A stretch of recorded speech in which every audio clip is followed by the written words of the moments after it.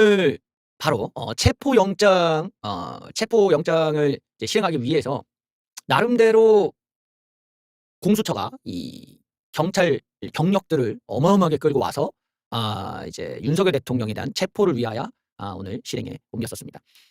사이즈가 어마어마한, 새벽에 제가 봤을 때 막 진짜 한남대교에서 버스가 계속 줄이어서 들어오면서 야 이거 사이즈가 너무 큰데 이러니까 그 일명 이제 틀튜버들이 쫄아가지고 흔히 쫄튀라고 하죠. 쫄아서 도망가 버렸어. 다 도망가 버린. 그 사이즈가 너무 크니까 이 쫄탱이들 다 도망가 버리고 이거 장난 아닌데? 어마어마한 양이 들어오고요. 그 다음에 이제 그쪽을 있는 사람들 다 분리를 시키고 차벽을 만든 후에 이제 이 정문을 뚫고 이제 들어가는 거죠. 근데 정문이 그냥 열리더라고. 그냥 이렇게 하니까 열려. 이거 뭐야? 이거 철문이 그냥 열리더라고. 뭐지 이렇게 허무하냐? 이러고. 그리고 막 이제 몇십 명이 들어가더라고. 저는 그 장면을 실시간으로 봤거든요. 이제 언론들이 아주 멀리에서 이제 줌인을 해가지고 그 관저의 속속들이를 이제 딱 볼 수가 있는 거지.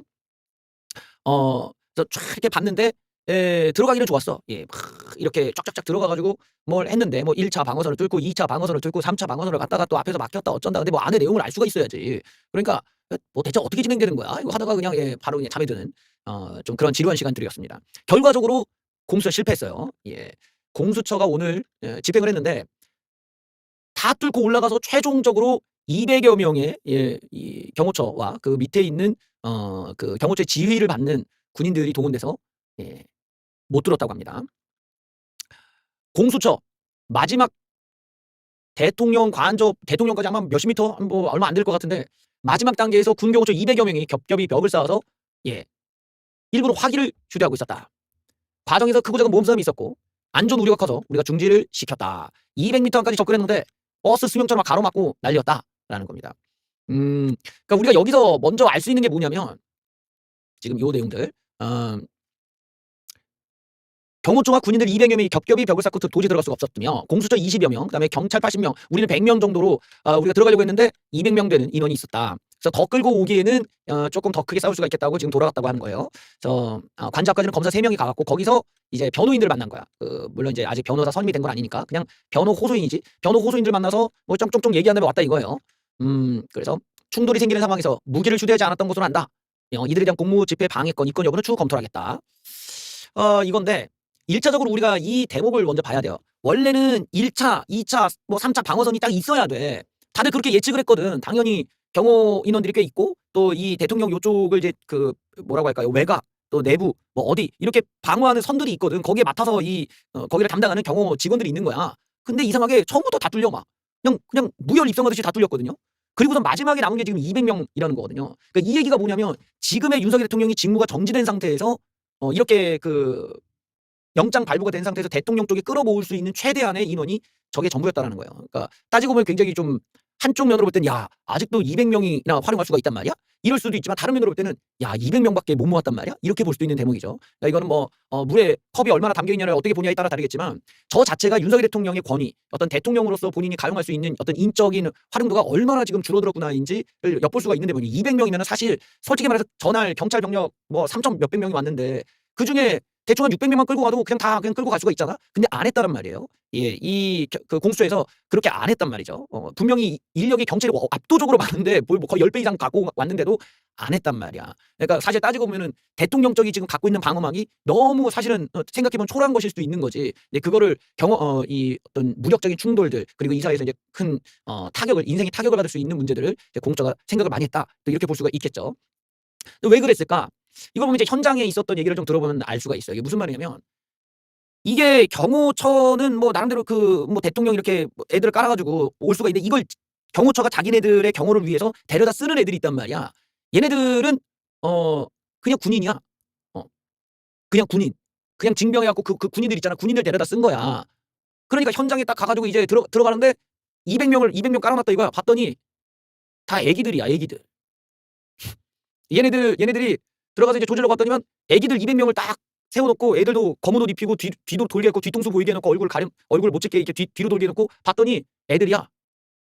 그러니까 갓 군대에 있다나 뭐 이런 애들인 거지. 근데 이걸 가지고 애들을 조지고 뭐 공무집행 방해죄로 애들 보내자니 이제 공수 입장에서도 고민했다 이거예요.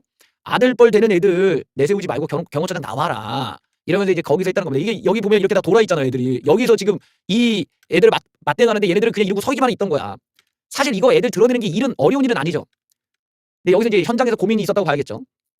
아들 버린 대원들에게 왜 불법적 업무를 지시하냐. 경호처장 나와라. 애들 밥 먹으라고 보내고 어른들끼리 대화하자. 이러면서 간절하게 얘기했다고 합니다. 그러니까 현장에서는 너무 어린애들을 세워놓고 막은 거예요. 이런 쪽으로 가니까 차마 이제 나머지 경찰들 와서 애들 끌고 가라 이렇게 하기에는 그러다가는 이제 걔네들 인생도 있고 또 이제 중간에 누구 다치고 이럴 수도 있고 하니까 고민이 되는 거지. 또 공수처 입장에서는 그 가운데서 누가 다쳤다 이러면 공수처장이 그냥 다 독박 쓰고 그냥 끝나는 거 아니겠어. 그러니까 이러지도 저러지도 못하는 뭐 이런 상황이었다. 그러니까 막판에서 200명 보고 어떻게 보면 이제 일종의 그런 걸 봤잖아요. 아 이게 대통령이 가용할 수 있는 최대한의 인력 수준이다. 그러고 나면은 알았어 이러고 다음을 기약하고 가든지 이제 다음에 전략을 꾸리든지 이럴 수가 있겠죠. 근데 하필이면은 거기서 애기들이 있으니까 차마 지금은 못하겠다 이러고 이제 왔다 이렇게 볼 수 있는 대목이 있을 겁니다. 근데 물론 이거는 제가 굉장히 그 공수처를 좋게 봐준 거죠. 예. 우리가 좀 다른 면으로 보면요. 1차적으로는 공수처가 제가 자꾸 몇 번 얘기한 적이 있지만 공수처가 무능한 애들이에요. 아시다시피 공수처는 나올 때부터 문제가 많았어. 우리가 이게 문재인이가 이걸 밀어붙일 때도 이걸 왜 하냐. 그냥 검사 가면 될 거를 왜 공수처라고 별도로 만들어서 해야 되냐. 근데 공수처의 조건도 이상해. 고위공직자를 수사관을 내드리면 더 빡세게 만들어야 되는데 굉장히 허접해. 거기다가 막 검찰 이쪽에서 데려와 뭐 누구 데려와 그 숫자도 제한시켜. 그러니까 오히려 더 이상하게 제한을 하는 수사기관이야. 제한받은. 그러니까 얘네들이 인력난이 장난이 아니야. 안 오겠대. 아무도 공수처를 하려고 안 해. 굉장히 허접하다니까요. 내가 공수처 얘네들 뭐 체포영장 나올 때도 아니 어떻게 이렇게 허접한 수사기관에서도 윤석열 대통령의 체포영장이 나올 정도냐. 오죽 윤석열 대통령 쪽이 변호를 못하고 얼마나 혐의가 뚜렷하면 이런 결과가 나오냐. 내가 그런 지적을 했듯이 공수처가 아무런 능력이 없어. 얼마나 능력이 없는 정도냐면요. 구속, 유죄가 이제까지 한 건도 없어요. 이 부처 자체가 아무런 성과가 없어. 아무런 성과가 없는 집단이야.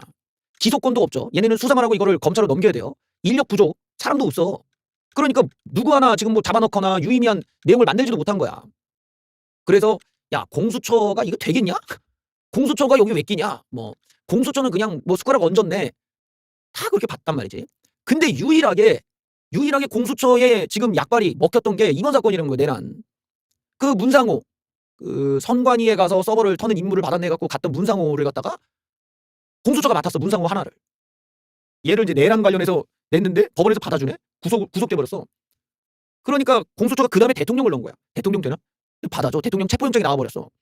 그러니까 따지고 보면 공수처가 갖고 있는 수사력과 자기네들이 이 어떤 수사 경험 내지는 지금의 어떤 인력 상황, 자기네들의 어떤 어떤 노하우 이런 게 굉장히 낮은 수준인데도 윤석열 대통령 그 불법 계엄령 내지는 이 내란죄에 대해서는 그냥 다 법원에서 내주더라는 거야.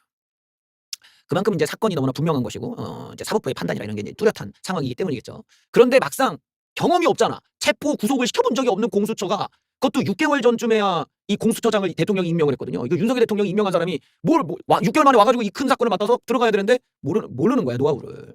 노하우를 모르는데 딱 갔더니 이 노인네 아저씨가 딱 공수처장에 갔는데 애기들이 딱 거기 깔려 있는데 옆에서 경찰들이나 이런 쪽은 저거 그냥 다 끌어내면 다 할 수 있다. 쟤네들 뭐 다 이거 불법이다. 그 우리가 경력이나 많잖냐. 그냥 가자. 근데 참아 못하는 거야. 경험 없죠? 아마추어죠? 해본 적 없죠? 경호처장도 지금 이번에 가져왔지? 그 공수처가 이 사이즈, 이런 물리적인 행태를 감수하기에는 너무나 아직까지는 이제 초보적이고 아마추어적인 이 집단들이기 때문이겠죠. 그러니까 감히 과격하게 뭘 하기에는 약간 좀 꺼려졌던 이런 부분들이 있다고 할 수 있겠습니다. 그래서 공수처에 대해서 무지막지하게 지금 비판이 가고 있어요. 야, 아니 강약 약강이냐? 강자에게는 약하고 약자에게는 강하고 니들 이거 뭐냐? 수사기관이 이래서야 되냐? 이러면서 왜 법 앞에 만인이 평등하지 않는가에 대한 질문을 던지는 분들이 많았었습니다. 대통령 경호처 저항에 가로막혀 영장 집행에 실패하자 체포 포기 아니냐 라면서 공수처에 대한 비난이 잇따랐습니다. 과거 노조나 뭐 농민시위 때는 아주 강경하게 그냥 애들 다 잡아놓고 했는데 관저부를 부수고 그랬어야 되는 거 아니냐 라면서 질타가 나왔다. 투쟁 노동자들에게는 숱하게 발부돼 체포영장이 집행되지 못했다는 얘기를 들어본 적이 없는데 왜 정치인들에 대해서는 이렇게 약한가. 2009년 화업 노동자들 공권위 가서 그냥 두들겨 패지 않았냐 이러면서 뭐 약자에게는 왜 이렇게 강하고 강자에게는 약하냐 뭐 이런 비판들이 있었습니다.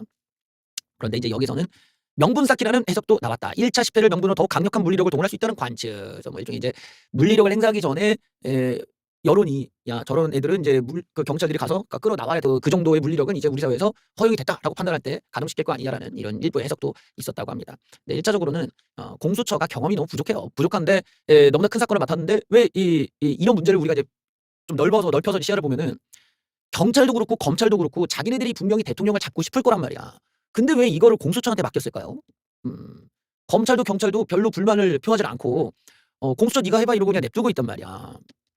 여기가 되게 재밌는 대목인데 사실 수사기관의 입장에서는 어 대통령을 수사를 한다고 할 때 불소추 특권 때문에 수사가 안 되잖아요. 그러니까 수사기관의 입장에서 언제 대통령을 가장 수사하기 편하고 조직이 좋을까? 그게 언제겠습니까? 그게 바로 탄핵을 당하고 나서죠. 탄핵이 기각당하고 나서부터 이제 수사기관들이 실질적인 칼질이 시작되는 거지. 음. 그걸 노렸던 게 윤석열 검찰이잖아요.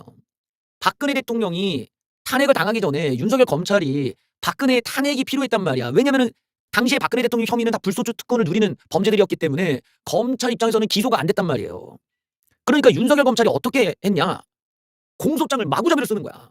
소장을 막 써. 박근혜가 뇌물 받고 선거 개입하고 뭐 세월호 때 뭐 하고 뭐 이상한 짓을 했다 막 쓰는 거야. 막 아무거나 막 써. 그다음에 어떻게 했습니까? 그 공소장을 헌법재판소에 내버려. 근데 거기에 그치지 않았어요. 윤석열 한동훈 이 특검은 거기서 그치지 않고 체포영장, 압수수색 영장 막 받아가지고 압수수색 영장 받아가지고 청와대로 가. 그 되겠냐고. 근데 가가지고 막 나와라 박근혜 나와 막 이러면서 막 해. 근데 당시에 이제 황교안 대행이 막 이거 경호원들 풀지 않았기 때문에 경호원들이 막았단 말이야. 검찰이 못 들어와 막. 왜? 근데 그거 체증을 다 합니다. 얘네들이 이렇게 막았다. 이걸 거부했다. 분명히 법원에서 영장이 나왔는데도 이렇게 거부했다. 어떻게 합니까 이거? 헌법재판소에 내버려.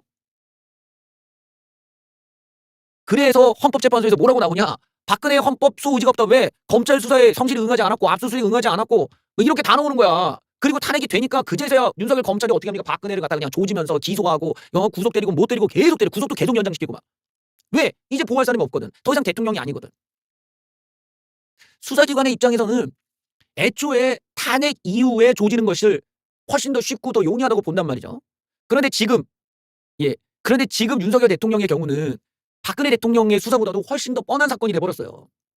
절차도 불법적이고 명분도 없는 계엄령에 심지어는 지금 뭐 증거도 제출을 못하지.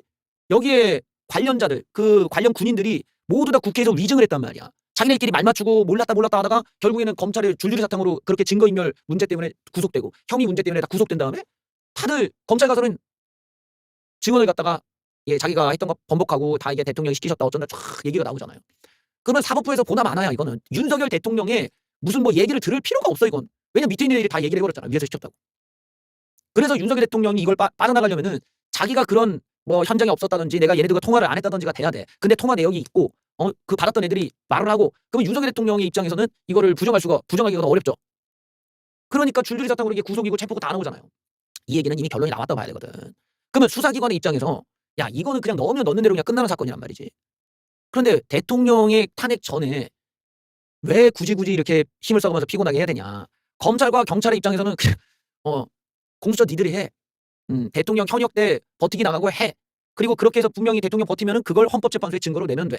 만약에 그렇게 해서 잡아오면은 그건 그것대로 땡큐고 못 잡아와도 어차피 버티고 이런 추태 부리는 거 다 헌법재판소에 증거가 돼서 들어간다는 거야. 이거 누가 썼던 방법이냐? 윤석열 검찰이 썼던 방법이라고요. 일부러 찔러서 어차피 대통령이 발악을 할 거니까 그거 그대로 다 낸다는 거야. 오늘 우리가 봤던 그 버티기 장면 자체가 대통령이 법원이 발부한 영장에 대한 수호, 존중 이게 전혀 없는 엉뚱한 태도를 보여줬다라는 게 그대로 증명이 되거든. 이러니까 검찰도 마찬가지고 경찰 입장에서도 얘네들 담당 애들은 그냥 가만히 기다리기만 하면 되는 거야. 어차피 탄핵은 지금 한 달이나 두 달 안에 나오니까. 그때까지 공수처가 열심히 받고 또 받고 하면 되는 거예요. 공수처는 성과가 없는 이제까지 별다른 성과도 없는 무능한 부처로서 그렇게 많은 사회적인 비난과 어떤 쓸모도 없는 부처라는 이런 이미지가 강했는데 공수처는 이번에 어떻게든 윤석열 대통령을 걸고 자기네들이 뭔가 성과를 내야 돼. 그러니까 앞으로도 할 게 많아요. 또 할 수도 있고 뭐 체포영장 또 할 수도 있고 뭐 할 수도 있고 많아. 그러니까 그 시간은 경찰과 검찰이 그냥 공수처한테 준 거야. 너 하라고. 어차피 나머지는 윤석열은 어차피 탄핵을 당할 것이고 그 다음에 탄핵 당하고 다음부터는 경찰과 검찰이 그냥 조지는 대로 마음대로 조질 수가 있으니까 그 전까지 공수처 네가 한번 애써보세요. 이런 타임이 된 거다. 공수처 입장에서 오늘 물리적 충돌 그리고 너무 나이가 어린 애들이 있는 상황들 이런 것들은 본인들이 좀 생각하지 못했던 것 같아요. 특히 이 군인들 중에서 이렇게 어린 애들을 쭉 끌고 와가지고 애들을 갖다가 그렇게 깔아놓고 할 줄은 몰랐던 것 같아요. 그러니까 물리력을 행사하기에는 사회적인 여론이 좀 필요하다 이런 판단을 했던 것 같습니다. 그러다 보니까 공수처가 하소연을 하는 지금 상황이에요. 호소를 합니다. 최상무기한테 상무기 형 도와줘. 최 대행한테 경호처 집행협조 명령을 요구했다. 그러니까 이거를 예전에 박근혜 대통령 때도 황교안 대행이 경호처에 대해서 오다를 내려야 되거든요. 근데 보통은 이런 부분에서 안 하려고 하지.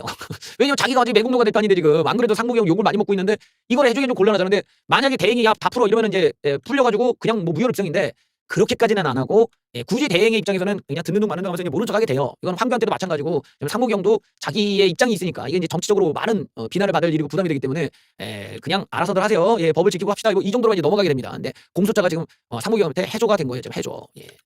해줘 좀. 근데 지금 최 대행은 앞선 공수처 협조 요청에는 회신을 안 했다. 당연히 안 받아줄 거라는 거예요. 이 공수처 입장에서는 당연히 좀 대행이 좀 얘기 좀 해주고 풀어주면 좋은데 그걸 해줄 리는 없다. 그러니까 결국에는 이제 물리력을 행사할 수밖에 없는 거야. 왜냐면 상대 규모가 200밖에 안 돼. 200밖에 안 되기 때문에 저거는 물리력을 행사하면 그냥 끝나요. 사실은. 근데 과연 공수처가 굳이 그렇게까지 막 뭐 경찰들을 막 떼거지로 불러갖고 애들을 막 들고 일어나고 막 얘네들이 이렇게 해갖고 난리가 나는 이 그림 이렇게 해가지고 대통령을 데려 올 만한 그런 뭐 깡따구 내지는 뭐 경험치 그 정도의 막 의지 막 그 정도의 막 열정 막 지금 여기서 발동을 하겠냐 약간 조금 이렇게 좀 거리를 두면서 야씨 이거 그냥 우리가 다른 쪽으로 한번 가볼까 여러 가지로 이제 고민하면서 여론전 또는 이걸 가지고 이제 탄핵의 증거를 제출하면서 여기서 자기네들이 어떤 그 정도의 기여도 여기서 만족할 가능성이 있지 않겠냐 이렇게 볼 여지도 있겠죠. 제가 이제 윤석열 대통령의 이번 상황을 보면은 윤석열 대통령의 어떤 고립 상황이라든지 또는 어떤 권력의 위축 상황이라는 것을 단적으로 볼 수 있다. 특히 이제 대통령을 경호하는 이 그 사이즈가 의외로 너무 적었다. 200밖에 안 됐으면은 너무 초라한 거 아니냐. 이제 이걸 집행하는 쪽은 뭐 몇천 명을 데려왔는데 대통령은 고작 200명밖에 없었다라는 거는 사실 얼마나 이게 좀 대통령 곁을 다 떠났을까 이런 걸 다 단적으로 보여주잖아요. 그래서 좀 의문이 들었어. 아니 이렇게 없었다고? 관저를 보호하는 애들이 그래도 한 1000단위는 있을 것 같은데 이렇게 사람이 없다고? 왜 그런가 봤더니 보이콧을 한 거야. 이 원래 경호 부대가 있었는데 얘네들이 명령이 왔는데 경호처 명령을 안 들었어. 나 싫어 안 갈래 이러고 안 보냈다는 거예요. 이 놀라운 일입니다. 경호처장이 지시를 불응하고 철수해 버렸습니다. 이게 지금 현재 윤석열 대통령이 처한 상황을 잘 보여주는 거죠. 윤석열 대통령 쪽에 명령을 안 듣는 거야. 그냥 가버렸어. 집에 갔어. 윤석열 대통령을 경호 중인 경찰과 군소속 경호부대가 대통령 경호처장의 지시를 거부했다. 야, 이 경비단이 몇 개가 들어가 있었는데 안 받고 그냥 가버렸다는 겁니다. 그래서 원래 외곽과 관저의 경비를 받는 조직들이 협조를 하지 않고 경찰 고위급으로부터 불응하는 명령이 있었던 걸로 보인다. 55 경비단만 남고 나머지는 다 나가버렸어요. 그래서 이건 참 놀라운 일이지. 그러니까 이런 대목을 보면은 원래 얘네들이 관저를 담당하는 애들이야. 군인인데 이제 거기를 담당하는 명령을 받아서 가 있어야 되는 애들. 뭐 이런 애들이기도 하고. 그런데 경찰과 경찰끼리 충돌도 있고 또 너무 이제 어린 뭐 군인들의 충돌도 있고 이러니까 이 위에서 경찰 단계에서 야 와 말빨이 먹히는 애들은 다 와 이랬더니 sak 다 빠지고 남는 애들 그리고 55 경비대만 거기서 있었다. 근데 얘네들이 알고 보면은 이제 저쪽 뭐 육사 출신의 이런 애들로 좀 꾸려져 있는 그쪽 라인으로 이렇게 돼서 이번에 계엄령과 연루돼 있는 이런 애들이라는 것까지 지금 이어져 왔거든요. 그러니까 따지고 보면은 이번에 계엄령과 관련해서 거의 한 공동 운명체로 가는 그쪽의 군 병력 말고는 이제 남지 않았다라는 거죠. 그러니까 이번 사태를 보면은 이번 과정에서 보면은 결국 대통령이 가용할 수 있는 게 같이 계엄령을 참여했었던 계엄을 주도했던 김현용 라인에 있는 애들 요 애들 말고는 이제 없다는 겁니다. 55 경비단 말고는 없어요. 얘네들만이 윤석열 대통령 막아서고 이렇게 막 가용할 수 있었다. 우리가 볼 수 있죠. 이번 사례에서. 그래서 여기를 보면은 수도 방위사령부 소속 제55 경비단 등 군병력이 체포영장 집행을 가로막은 당사자다. 계엄의 악몽마저 되살아나는 거 아니냐.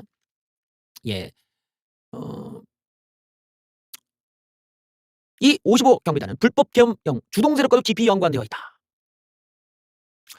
그러니까 이 관점에서 보면 참 어린 애들인데 쟤네들 어린 애들인데 쟤네 좀 젊은 애들이 이제 물론 내란죄까지는 안 가겠지만 지금 이제 이 공무집행 방해죄로서는 애들이 처벌받을 수도 있는 거거든요. 물론 얼굴을 가려서 그런다지만 결국에는 만약에 다시 한번 들어가서 애들을 이번엔 다 들고 오자 이렇게 된다면 그 어린 애들이 뭣도 모르고 이제 시키는 대로 했다가 인생이 빨간 줄부터 갈 수가 있잖아요. 그러니까 참 고민을 지금 많이 해야 되는 이런 상황입니다. 그래서 이게 맞는 거냐 이런 또 우리 사회 이런 걸 가지고 또 여론이 또 이렇게 연글게 되겠죠. 윤석열 대통령 지키려다가 빨간 줄 생기겠다. 의무복무 병사들 윤통 막으려고 동원이 된 건데 이게 애들이 괜찮은 건가? 이제 이런 지적들이 나옵니다. 공무집행 방해 등의 혐의로 처벌받을 가능성까지 나왔는데 얘네들은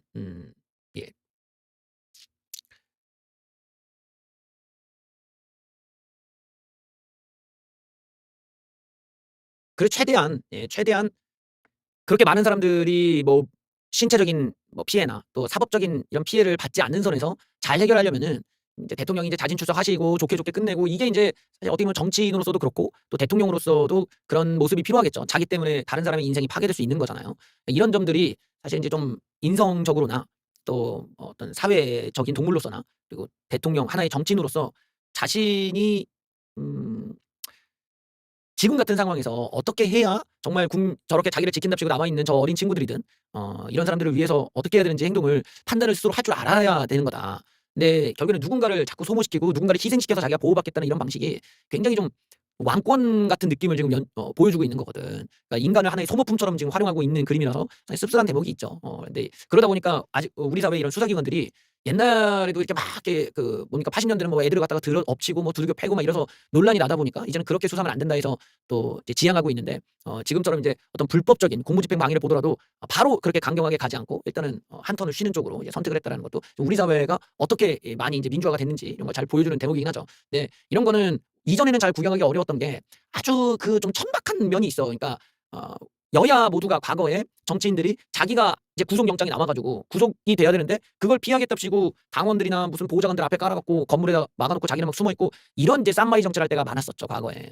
근데 그런 게 이제 정치인에 대한 권위 뭐 이게 아주 높을 때였는데 요즘 같은 때는 사실 이런 식으로 하면 그냥 양아치가 되는 거예요. 그냥 쌈마이 양아치가 되고 이제 욕만 먹고 이러니까 사실 잘 보이지가 않던 이런 거였는데 대통령께서 이런 행태를 보이시니까 저는 참 사람을 갖다가 애들을 갖다 이렇게 이용하는 거는 그렇게 좋아 보이진 않는다.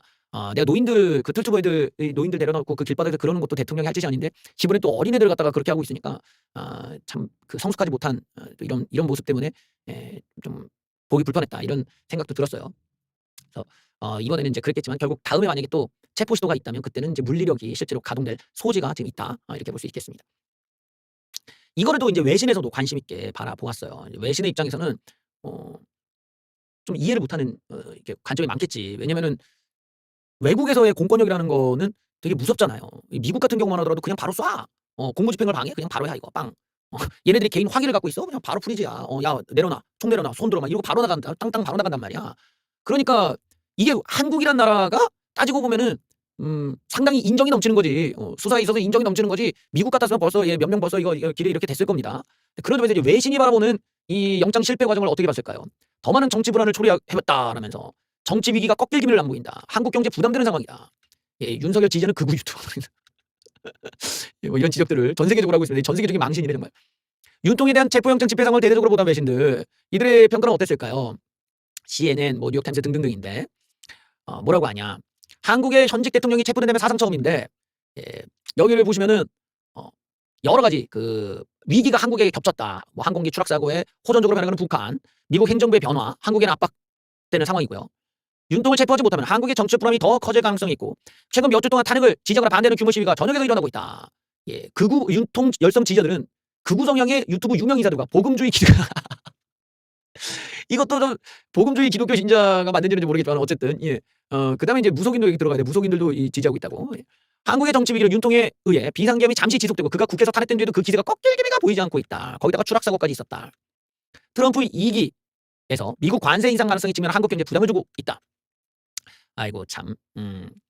가디언즈는 윤통의 내란 혐의에 대해 한국 대통령이 면책권을 갖지 못하는 몇 안 되는 범죄의 하나인데 종신형 사형을 받을 수도 있다. 반란주도 혐의에 전례 없는 체포 시도를 받기 위해 고군부터 하고 있다. 뭐 이런 지적도 하고 있습니다. 그렇죠. 굉장히 흥미로운 그런 장면으로 볼 것이고 전 세계의 어떤 민주화 역사랄까요? 이런 것을 우리가 이제 비교해서 많이 이제 보게 돼. 우리가 민주화하면 뭐 또 프랑스 얘기도 꺼내고 뭐 미국 얘기도 꺼내고 뭐 영국의 뭐 이런 것도 다 보고 유럽의 민주화 뭐 이런 것도 같이 보면서 우리나라의 민주화는 어떤가를 비교하게 되는데 우리나라는 그러니까 뭐랄까 우리가 프랑스를 보면 프랑스 혁명을 보면 매우 잔인했어요. 매우 잔인한 그런 과정이었다 보니까 그게 혁명이기도 하고 프랑스에서 또 폭동이라고도 부를 정도인데 정작 그게 민주화에 직결되지는 않았거든. 프랑스는 그 과정을 거쳐 다시 이제 독재로 갔다면 그 거기서 과정에서 사람들이 깨달았던 게 다른 유럽권에 퍼지면서 이제 민주주의라는 체제에 대한 각성이 생기게 된 거죠. 그래서 국민이 주인이고 국민이 중심으로 가야지 무슨 왜 왕권이 따로 있고 이러면 되겠냐 하면서 이제 그런 사상이 새로 생기게 된 게 이제 그 과정을 통해서 전 세계 유럽권에 또 서양에 퍼지게 됐다는 데 대해서 의의가 있는 과정이었던 거죠. 그러니까 인간 스스로 어떤 왕이나 신의 지배를 받는 존재가 아니라 점점 인간이 독립적 존재로 나아간다는 게 인간 역사에서 우리가 발견할 수 있는 거예요. 그게 뭡니까? 인간의 자유에 대한 열망, 자유에 대한 어떤 확장, 자유에 대한 욕구를 우리가 읽을 수가 있는 거야. 인간은 그런 존재라는 거지. 누구에게 지배받고 누구에게 통제받는 것이 아니라 내가 왕의 지배, 내가 신의 지배를 받는 존재가 아니다. 그거를 타파하는 데 우리 이성이 발전해 왔다는 겁니다. 그래서 어떤 철학의 역사에서도 신으로부터 막 종속받았던 인간은 신의 만든 존재고 신에 의해서 종속되고 신이 만든 지옥에 가지 않기 위해서 니들이 신에 복종해라 막 이랬다면은 이제 인간의 이성, 이 철학이라는 학문이 신은 없다. 신은 다 거짓말이야. 이러고 이제 다 박살을 내버렸죠. 그래서 결국 신을 죽여버렸죠. 마찬가지로 이제 왕도 그렇게 서슬 걸었던 왕이 막 어마어마한 군 권력을 막 활용했지만 결국에는 인간의 어떤 자유의지, 자유를 갈망하는 인간의 욕구에 의해서 그 왕도 이렇게 끌어내려서 그냥 단두대에 목을 날려버리는 이런 역사를 인간들이 가졌습니다. 예, 그렇게 이제 잔혹한 과정을 거치면서 자신들이 이제 사회 질서를 유지하기 위한 이런 부분에서 어떤 합의를 보는 게 이제 공권력의 개념이죠. 근데 이제 우리나라 같은 경우는 이런 이념적인 부분들이나 이 법에 대한 것들이 어떤 철학이나 역사 이런 부분에서 좀 많이 부족한 면이 있어요. 갑작스럽게 우리 사회가 막 변했거든. 일본의 침략기와 뭐 미국의 또 이 주둔기가 있고 우리는 어떻게 가야 되는 거야? 이러고 민주주의가 뭔지 어떤 체제, 사상, 이념 뭐 이런 게 뭔지를 잘 모르는 상태에서 이걸 받아들이다 보니까 상당히 맹목적적인 그런 부분들이 있고 이런 이념적 모순들이 각각이 발생하게 되는 거야. 이걸 우리가 지금 해소를 못하는 거지. 사실 지금 시대는 우리가 이제 교육을 많이 받은 시대고 또 정보도 많은 사회니까 우리의 어떤 뭐 이념이 이런 문제가 있구나. 예를 들면 뭐 좌파 진영은 이러이러한 모순들 뭐 말로는 분배를 외치지만 실제로는 부를 원하고 뭐 우파들의 경우는 말로는 성장을 얘기하지만 실제로는 분배를 원하는 뭐 이런 모순들이랄까요? 그리고 어떤 우파가 지금 갖고 있는 우파라고 하는 라인에서의 역사를 보면은 어떻게 우파가 자유주의인데 군부 독재를 찬양할 수가 있냐? 뭐 이런 모순들이 또 있는 거야. 이런 거는 이제 앞으로 시간이 가면 갈수록 우파에게는 또 중요한 이제 토론거리가 되겠지만요. 이제 그 과정에서 우리가 아직 정리되지 않은 것들이 많은데 일단 이 공권력에 있어서 아주 강력하게 원래는 조졌어야 될 일이지만 오늘은 이제 그러지 못했다. 이게 현재 우리가 우리 시대가 또는 우리가 보는 어떤 이 공권력이라는 것도 여론의 눈치를 보고 또 상황을 봐야 되고 또 상대가 누구냐에 따라서 상당히 그 공권력의 강도가 달라질 수밖에 없다는 걸 우리가 이제 확인할 수 있는 거죠. 대표적으로 만약에 저 자리에 이제 젊은 여성들이 예, 서로 팔짱을 끼고 저기서 들어누웠다. 그걸 과연 이 남자 경찰들이 이걸 어떻게 제어할 수 있겠냐? 이거 못한다는 거야. 뭐 만지지도 못하죠. 그렇다고 뭐 여경들 불러서 할 수 있겠냐? 그것도 쉽지가 않잖아. 그러다 보니까 이런 것들이 우리가 다 일관된 어떤 그 공권력으로만 이해해서는 안 되고 그 상황과 상대방의 어떤 뭐 연령대나 입장들 뭐 이런 거에 따라서 얼마든지 가변적으로 바뀐다. 그래서 항상 여론이 이제 여기서 결정적이다 보니까 오늘은 하지 못했던 이런 부분들이 있었다고 할 수 있겠죠. 그래서 아마 막 저거를 어떤 뭐 이렇게 밀어붙이듯이 만약에 어떤 젊은 애들을 갖다 끌어내리거나 막 이래갖고 누가 다쳤다 어디 긁혔다 막 이런 걸 가지고 또 선전성동할 수 있기 때문에 일단 제 생각에는 너무 어린애들이 서 있는 걸 보고 물러난 거는 좀 잘한 거 아니냐. 일단 여론을 좀 보고 그다음에 2차 때 물리력을 행사하는 쪽이 낫지 않겠냐 그런 생각은 해보게 됩니다.